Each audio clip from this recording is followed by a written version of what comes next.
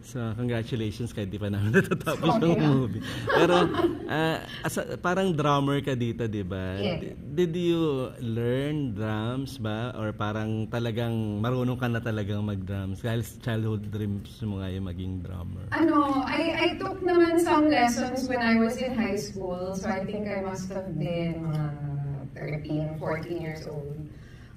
Pero hindi ako gumaling ha. As in, yung basic lang yung nagawa ko.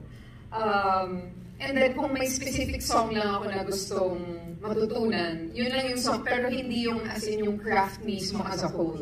Hindi ka pwede mag-play ng music for me tapos alam ko na kagad kung paano. So medyo ganong level lang. And then, as I said earlier, parang nagbago yung path ko. Naging actor ako. And when this came along, itong movie na to, sabi ko, sige, paghahandaan ko siya.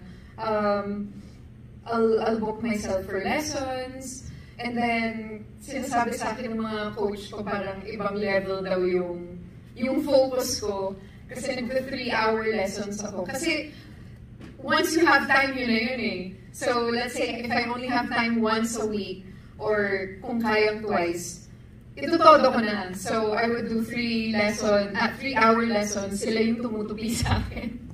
Na parang nakaka-drain na daw ng utak. Yung parang, you know when you say the same word again and again, you forget what it means. Like it doesn't sound like English anymore or Tagalog anymore.